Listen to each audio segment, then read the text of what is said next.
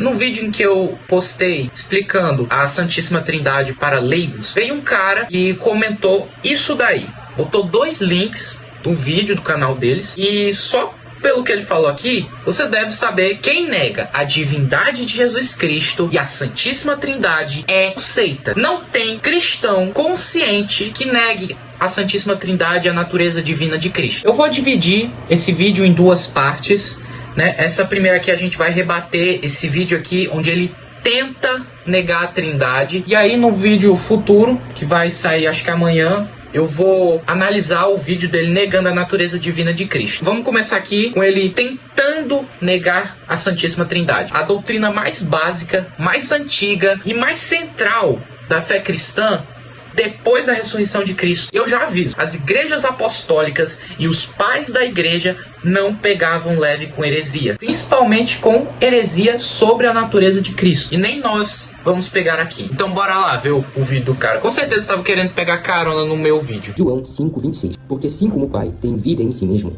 também concedeu ao Filho ter vida em si mesmo. O texto aqui diz claramente: porque assim como o Pai tem vida em si mesmo, ou seja, o Pai ele vive, ele não depende de ninguém para viver, ele vive, ele é a própria vida. Mas ele diz, também ele concedeu ao Filho ter vida em si mesmo, ou seja, o Pai vive e ele concedeu ao Filho a possibilidade de ter vida em si mesmo. O que é ter vida em si mesmo? Significa simplesmente estar vivo, ok? Ter vida em si mesmo é estar vivo. Então, assim como o Pai está vivo, ele deu a Jesus a possibilidade de estar vivo. Então, Jesus necessita do Pai para viver. Se Jesus é o próprio Deus Supremo, ele não depende de ninguém para viver, porque ele é o próprio Deus. Seria, no caso, o próprio Deus. Gente do céu, ele acabou de dizer que ter a vida em si mesmo significa apenas estar vivo. Eu fiz certo em manter as minhas expectativas baixas. Então, gente, isso é simplesmente falso. Não é exegese, é palpite. O termo grego que você vai ver lá na versão original, eu vou pôr aqui na tela porque é um pouco difícil de falar. Significa possuir vida autoexistente. Vida que origina e não depende de nada. Isso nunca é dito de criaturas na Bíblia. João 1,4 diz: nele estava a vida, e a vida era a luz dos homens. Ou seja, o Filho já possuía vida em si mesmo antes da encarnação. E João 14,6 diz que ele é a própria vida. Agora, quando Jesus diz, o Pai concedeu, isso fala da relação eterna entre as pessoas da Trindade, não de uma inferioridade ontológica. Assim como o Pai é a origem do Filho, o Pai envia, o Filho é enviado, mas isso é só relação, não tem diferença de natureza aqui. O argumento desse cara está confundindo autoridade funcional com inferioridade ontológica. Jesus se submeteu ao Pai na encarnação, como diz em Filipenses 2,6. Mas nunca deixou de ser Deus. João 6:57. Preste atenção. Assim como o Pai, que vive, me enviou, e igualmente eu vivo pelo Pai, também quem de mim se alimenta, por mim viverá. Jesus diz aqui que quem se alimenta dele viverá. Nós não vamos viver eternamente por nós mesmos. Nós necessitamos de Jesus para viver. Mas assim também Jesus diz, igualmente eu vivo pelo Pai.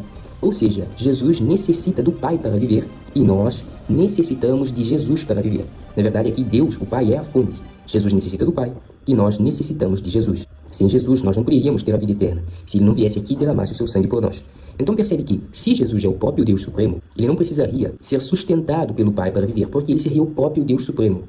Simplesmente o Pai é o Criador, o Deus Supremo, Criador de tudo. Jesus é o Filho de Deus, primogênito de toda a criação. O erro aqui é o mesmo, pessoal. Confundir função com essência.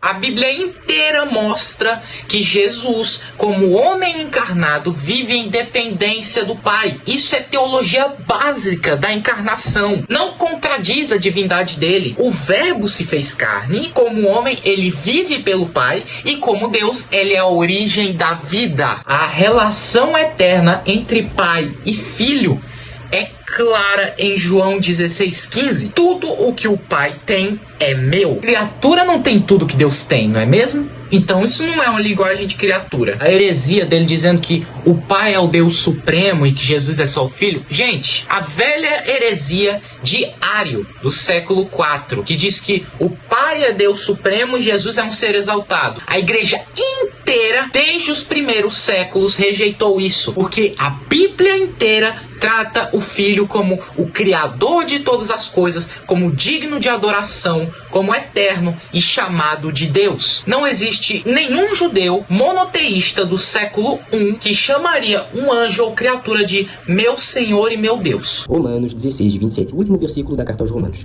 Ao Deus único e sábio seja dada a glória por meio de Jesus Cristo, pelos séculos dos séculos. Amém. Não percebeu o problema, né? Esse é o problema de ler a Bíblia com os olhos trinitários e não deixar a Bíblia falar por si mesma. O texto diz, ao único Deus e sábio. Ou seja, esse único Deus e sábio seja dada a glória por meio de Jesus. Ou seja, existe o único Deus sábio e existe aquele que faz a intermediação, aquele que é o intermediário. Ou seja, Jesus é o intermediário entre nós e ao único Deus. Se Jesus é o único Deus, ele não seria o intermediário entre a humanidade e o único Deus. Gente, isso aqui é básico, meu Deus do céu. A Bíblia usa a palavra Deus tanto para o Pai quanto para o Filho e ambos compartilham a mesma natureza. Romanos 16, 27 chama o Pai de único Deus. Beleza. E Tito 2,13 chama Jesus Cristo de nosso grande Deus e Salvador. João 1,18 chama Jesus de Deus unigênito. E Hebreus 1,8 diz, teu trono, ó Deus, é para todo sempre. Cadê a contradição aqui? O Pai é Deus, o Filho é Deus, o Espírito é Deus. E ainda assim existe um só Deus. Essa é literalmente a doutrina apostólica desde o primeiro século. Timóteo 2,5. Porquanto há um só Deus e um só mediador entre Deus e os homens, Jesus Cristo, o homem. Ou seja, há um só Deus. Um só Deus. Deixa o texto falar por si mesmo. Um só Deus, um intermediário entre Deus e os homens, Jesus Cristo, o homem. Lógico que para encaixar isso com a Trindade, é preciso fazer uma ginástica mental para tentar conceber 1 Timóteo 2,5 na ideia da Trindade, né?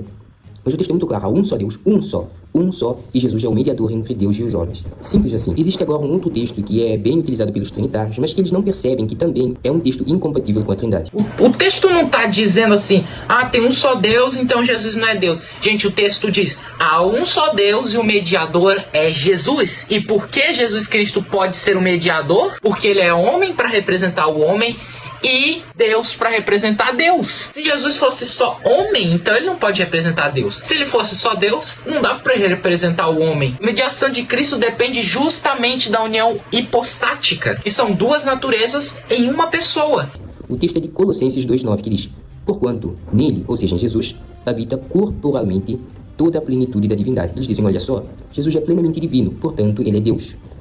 Primeiramente que ser plenamente divino não significa ser o próprio Deus Yahvé, o Deus Supremo. Ser plenamente divino significa ter todas as características que te fazem ser um ser divino. Um anjo, por exemplo, tem todas as características que o fazem um ser divino. E nem por isso ele é o próprio Deus Supremo. Mas esse texto complica com a Trindade, não com a verdade bíblica, não com o unitarismo. Quando nós analisamos o seguinte texto, Colossenses 1,16. Sabe por que Jesus tem toda a plenitude da divindade?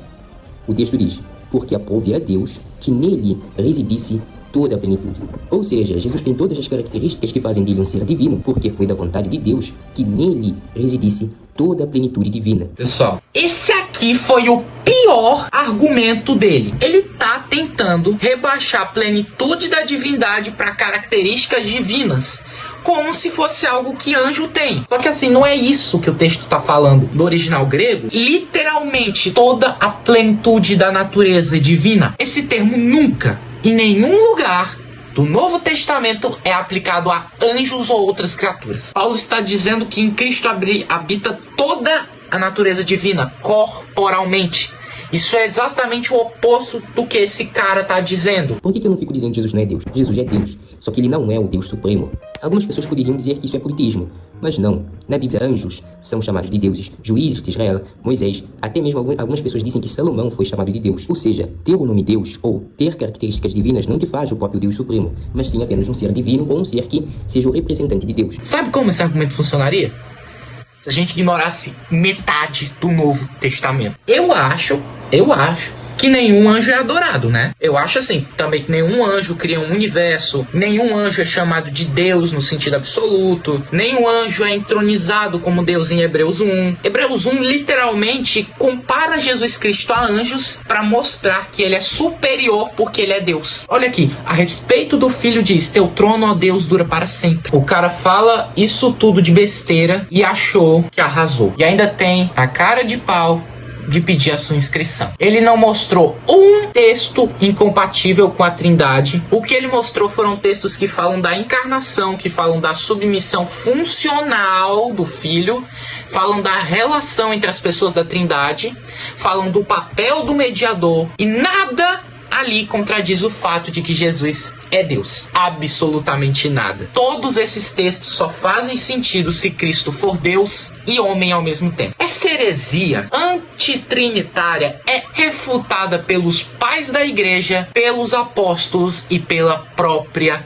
Bíblia. A Santíssima Trindade é o único modo de harmonizar tudo o que a Escritura revela. E de novo, eu repito, o Pai é Deus, o Filho é Deus, o Espírito é Deus e há um só Deus.